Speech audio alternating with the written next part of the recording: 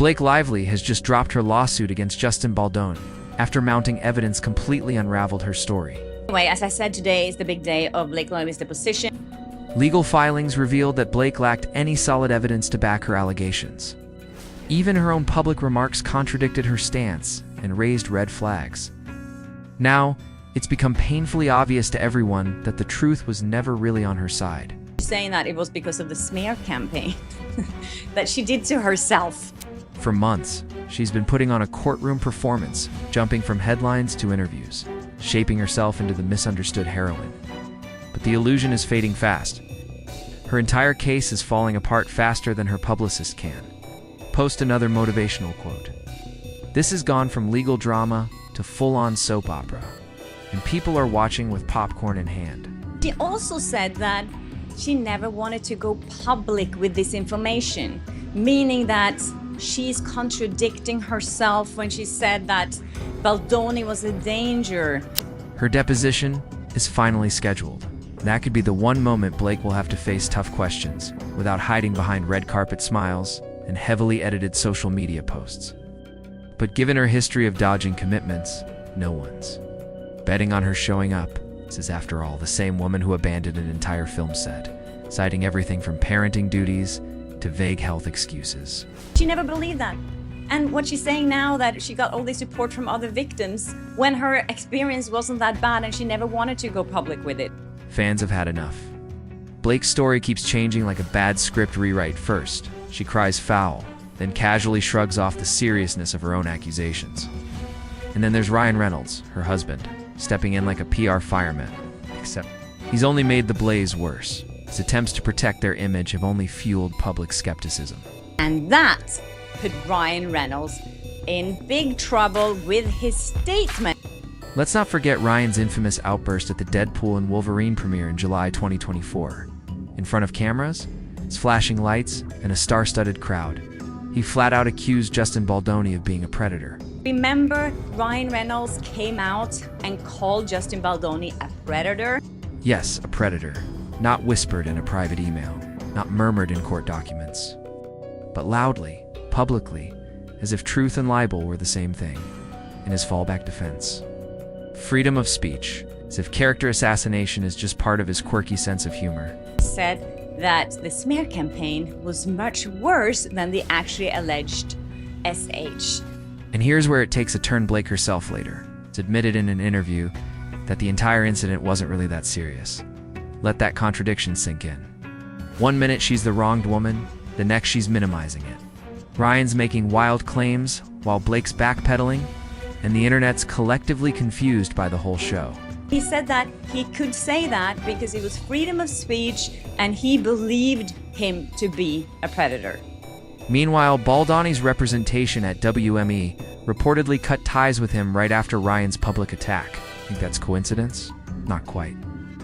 Audio leaks from WME's ex-CEO Ari Emanuel hinted at a behind-the-scenes smear effort that can't be explained away. Ari Emanuel said that he always trusted Blake Lively and Ryan Reynolds, and he was basically saying that F Justin Baldoni.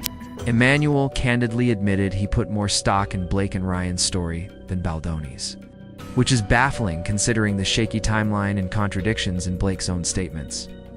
The bias? The reputation damage? Undeniable. It's a classic tale of celebrity clout steamrolling over truth. That Blake Lively herself said that this wasn't really bad. And that put Ryan Reynolds in big trouble with his statement, something that I didn't think about here. And it's likely this reckless smear campaign will catch up to them. Legal experts are pointing out that Ryan's outburst, paired with Blake's conflicting claims, may finally open the door to proving actual malice.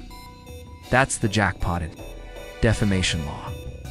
For all their fame and media polish, Blake and Ryan may have just overplayed their hand, and the fallout is just beginning. Blake Lively said that she had experienced much worse in Hollywood than what actually happened on this set.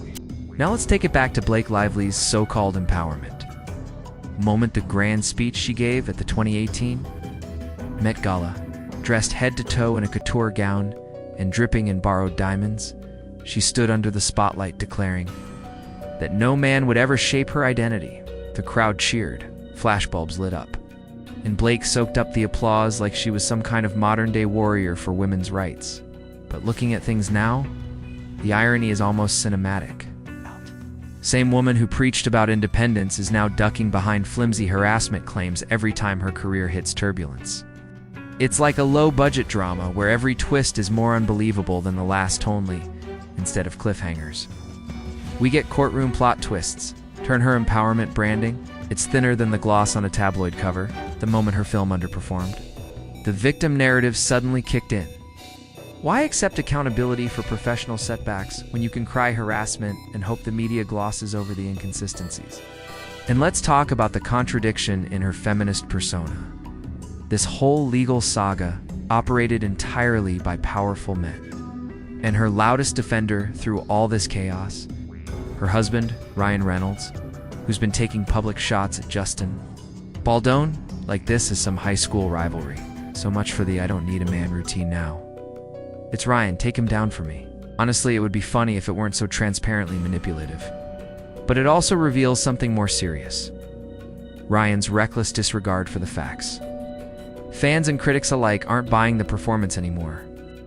Online backlash is growing by the day. People pointing out how Blake has twisted the language of empowerment into a strategic legal tool. What once looked like bold speeches about independence now feel like rehearsed lines from a PR campaign. Her lawsuits, less about justice, more about distraction. Her entire offensive against Baldoni is falling apart in the spotlight.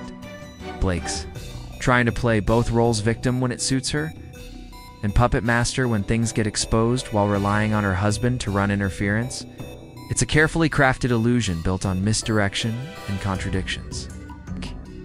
But here's what she didn't count on. People are paying attention. They're connecting the dots.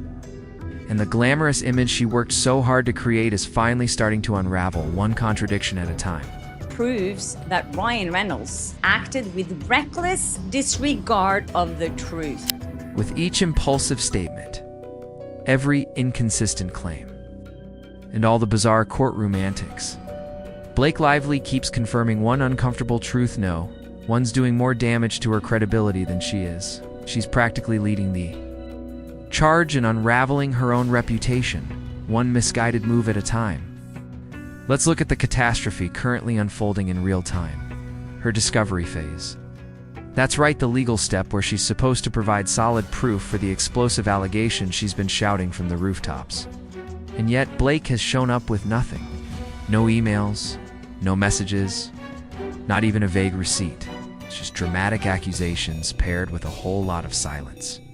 You'd expect someone who launched such a public legal spectacle to at least bring a few facts to the table, right? But instead, she arrived to court looking like she'd forgotten to do her homework, armed with little more than well-paid attorneys and an empty narrative. The filings make it crystal clear. Even her own legal team admits there's no concrete evidence supporting her claims of misconduct or retaliation. The same woman who labeled someone a predator and built an entire image around supposed empowerment is now facing a brutal reality: she has no actual proof. But don't worry, Blake came prepared with a plan B rather than presenting hard facts. She's now sending out vague subpoenas to random third parties, dragging unrelated people into a legal storm they had nothing to do with. Because when you're lacking receipts, the next best tactic is to go fishing and hope someone else's name might lend your claims some weight. It's not justice, it's a spectacle. And the worst part, innocent people are now being pulled into her spiraling mess. They didn't ask to be part of her campaign, but now they're caught in the crossfire of a PR disaster disguised as a lawsuit. He intentionally exaggerated Blake Lively's experience because, of course, he knew that Justin Baldoni wasn't a predator. And with this statement here in this interview, Justin Baldoni could actually prove that. So here's the latest. Blake Lively and her legal team are going full scorched earth with their document demands. And we're not talking about just executives at Wayfair. Dope. They're dragging in everyone from top-level producers to entry-level employees who likely just wanted a quiet job and a steady paycheck. And get this, Blake's team even subpoenaed Justin Baldoni's health coach. Yes, a health coach. Apparently, recommending probiotics now qualifies as suspicious behavior in Blake's world, because obviously digestive wellness is a threat to her public persona. You couldn't script this level of absurdity if you tried. The claims are getting so bizarre it's hard to tell if this is a lawsuit or a Saturday Night Live sketch. It's like Blake truly believes someone handing Justin a smoothie was the spark, in a vast conspiracy to undermine her. But it doesn't stop there. When things didn't go her way in California, Blake tried to shuffle the whole subpoena game over to New York, like a legal version of musical chairs. That down hard. He made it clear. This isn't some fashion show where Blake gets to pick the venue that flatters her best. This is court, not couture. And honestly, it just backs up what people have been saying for months. This isn't about finding truth, it's about saving face. Blake's playing legal theater, trying to stitch together her shattered reputation. With subpoenas and distraction tactics, the public, they're not buying it anymore. The applause has faded, and all that's left is an audience watching the curtain fall on her credibility. Meanwhile, as Blake spins her wheels throwing subpoenas, like confetti, Wayfarer is actually doing the work. Quietly and efficiently, their forensic team is combing through servers, texts, and internal comms. They've already confirmed everything will be turned over by July 1st, 2025. So while Blake's arguing about the moral threat of kombucha, Wayfarers getting ready to unload hard facts, ones that insiders say could totally dismantle her case. But this isn't just about corner offices and big names. Blake's subpoena spree is sweeping up assistants, mid-level staff, probably even the poor intern who just finished filing paperwork. Imagine showing up to work only to find your name listed in a lawsuit because you once replied to an email. That's the vibe right now. You can bet morale over there is somewhere below sea level. Here's the kicker: Wayfarer doesn't even seem rattled. Her position is straightforward. The data will show Blake fabricated the entire situation. That the retaliation claims were fiction, the misconduct allegations exaggerated or non-existent, and the media smear angle. Complete fantasy built on broken logic and fading relevance. Still, Blake's social media machine keeps spinning. She's trying to convince the world that everyone from Wayfarer's HR team to a yoga instructor was in on a scheme to tank her. Image, no receipts, no timeline that makes sense. Just drama. No. And somehow, she thinks asking for documents now validates her claims. But if you're only looking for proof after launching your case, doesn't that just scream you never had it? In the first place, Blake's argument is collapsing under its own weight. The gaps in logic are glaring, and the desperation is practically dripping from her filings. Her perfectly polished Hollywood image is crumbling, and no amount of spin is going to patch the cracks. Baldoni was a danger, and he needs to be exposed. She never believed that. And what she's saying now, that she got all this support from other victims when her experience wasn't that bad and she never wanted to go public with it. Things have taken a turn on Justin Baldoni's end, too. His window to submit a second amended complaint closed on June 23, 2025, and nothing. Naturally, this has fueled a wave of speculation. Legal insiders say there could be strategic reasons behind the silence. Federal court rules often limit your ability to both amend a complaint and file an appeal simultaneously. So, Baldoni might be holding back for a reason, planning his next move behind the curtain while Blake continues her public unraveling. Don't forget, the defamation and civil extortion claims he filed were dismissed without prejudice, which means he can refile under better legal conditions. This isn't surrender, it's a pause and play. Baldoni seems unwilling to turn the courtroom into a PR circus. In contrast, support for Baldoni is gaining traction. Colleagues, creatives, and industry veterans are backing him vocal-eyed, announcing the attack on his character. And the louder Blake's inconsistencies grow, the more vocal his supporters become. Meanwhile, Blake's own fan base is slowly waking up to the idea that their supposed feminist icon might just be running a long con for public sympathy. But make no mistake, Blake isn't stepping back. Her harassment claims are still crawling through the courts, and even with her narrative full of holes, she's doubling down. Call it PR muscle memory, she won't concede. The trouble is, her story is falling apart in real time. With each wild claim, every random subpoena, and all the desperate spins, her credibility nosedives. case isn't just weak, it's flatlining. And people outside the legal circles see it too. The same crowd that once gushed over her red carpet looks is now rolling their eyes. The plot twists, the hypocrisy, the courtroom theatrics, they've had enough. And while Wayfair prepares to release damning documentation, Blake's stuck in this PR loop of lawsuits, inconsistencies, and public embarrassments, many of which she orchestrated herself. Her perfect Hollywood image is disintegrating faster than her reps can draft the next press release. Honestly, it's become peak internet drama.